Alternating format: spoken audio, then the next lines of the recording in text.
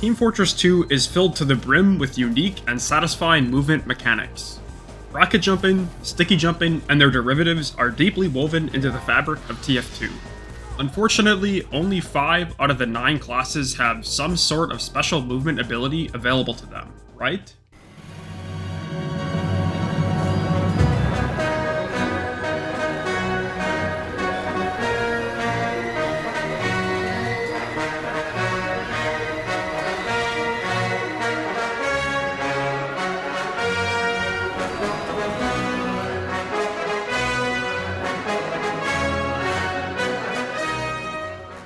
So, how did I just fly as the slowest class in TF2? Well, to be honest, that clip was mostly luck since the loose cannon was the weapon that sent me flying so fast. That being said, you can achieve similar results in your own games with a bit of practice. Almost all damage in Team Fortress 2 deals knockback. This mechanic is what enables the soldier to rocket jump. The damage from his own rocket propels him away from the explosion. This also means that you can use the other team's rockets to rocket jump. If you can anticipate when you are going to take damage and from what direction, you can jump and crouch to increase the amount of knockback you take. This is known as damage surfing or just surfing. Surfing has 2 main uses: getting out of a bad situation or putting your opponent into an unfavorable situation.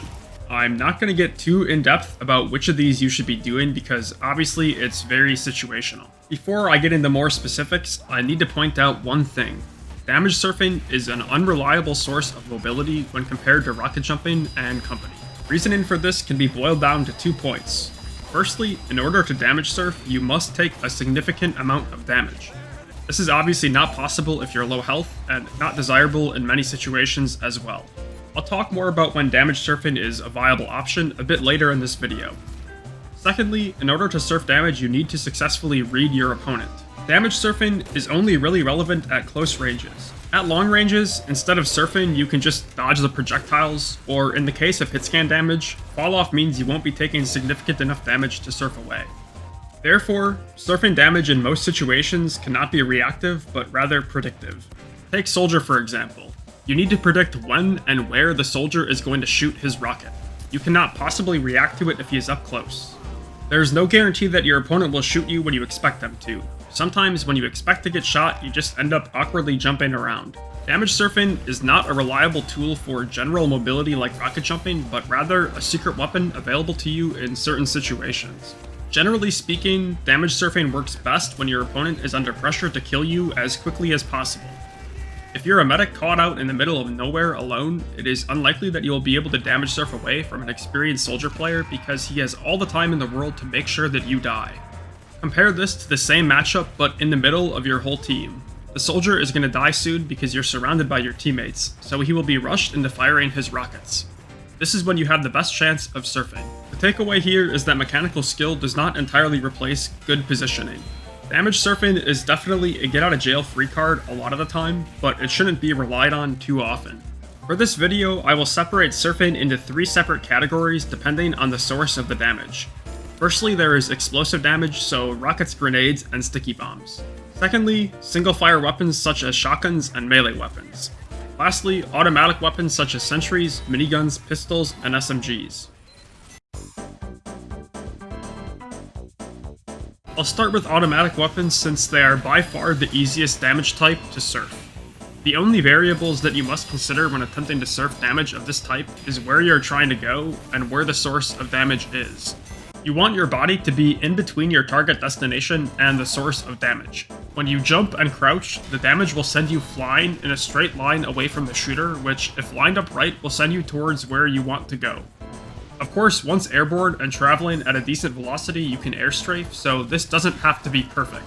This is what this looks like from the point of view of the player whose shots are getting surfed.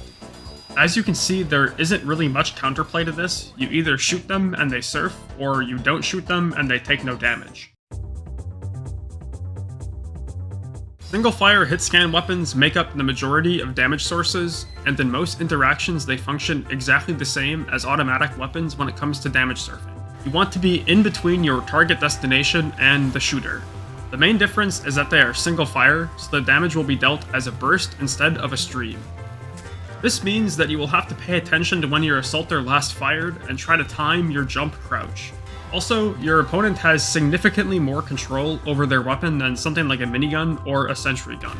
If they expect you to surf, they might hold their shot until you're about to hit the ground so that you are unable to surf away. Melee weapons are also grouped into this category, and they are usually pretty easy to surf because it's usually not hard to read somebody with their melee pulled out. Surfing explosives is conceptually simple, but in reality it is the hardest damage type to surf. This is because your opponent has more agency over the interaction, similar to single-fire hitscan weapons when compared to automatic weapons, but also because projectiles have travel time, and projectiles can be aimed at something that isn't your hitbox. In practice, surfing rockets can be extremely easy or impossibly difficult depending on the skill of your opponent. At the end of the day, surfing most explosives comes down to prediction. If you can predict when a rocket will land and where it will be, then you can basically just use it to rocket jump like it was your own rocket. The difficulty lies in the prediction. Obviously, experienced soldier players can change up the timing of their rockets and place their rockets weirdly to prevent you from surfing in the direction that you want to go in. The sticky bomb launcher is somewhat easier to surf, partially because of the arm timer of the stickies, and partially because it is more long range than rockets, but the Demoman can just choose not to detonate. Surfing sticky bombs is probably my favorite weapon to surf because demos don't like it when people get in their face, so surfing a sticky to get close to a demo is just really funny. As I have mentioned in previous videos, health is a resource in TF2, and like in many other games, it needs to be managed. Obviously, damage surfing depletes this resource, so you will only want to be attempting to surf in a situation where you are healthy, and the outcome of the surf is worth the health you trade. Most of the time, I find myself surfing in order to get out of a bad situation. The other main time I surf is during combat in order to gain an edge over my opponent, perhaps by using their rocket to get to the high ground or to surprise them in some way. The alternative to surfing is to use your movement to completely dodge damage. Because you need to jump to surf, and jumping limits your movement options, you're committing to the surf. Alternatively, you can use your ground and movement to attempt to dodge as much damage as you can. Usually not going for the surf is the best option in my experience, since if you're still losing the engagement after a few seconds of dodging, you can mix it up and surf away since your opponent will not be expecting it.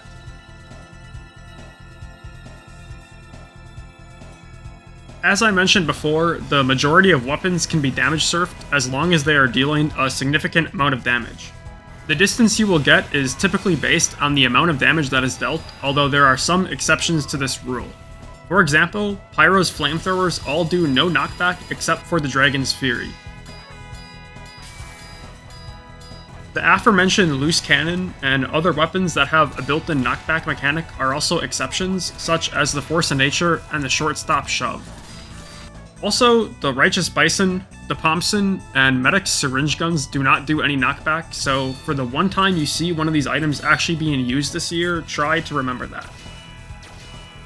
It is also worth mentioning that the Mantreads greatly reduce the knockback you take, and Pyro's Thermal Thruster actually does the opposite when equipped. If you're disguised as a spy, you won't take any knockback, so if you're going for a surf stab, make sure to undisguise. Anyways, that's all of the weird exceptions I can think of when it comes to damage surfing, although I'm sure I'm missing some random niche situations, so be sure to comment if you can think of anything. I hope you enjoyed the video.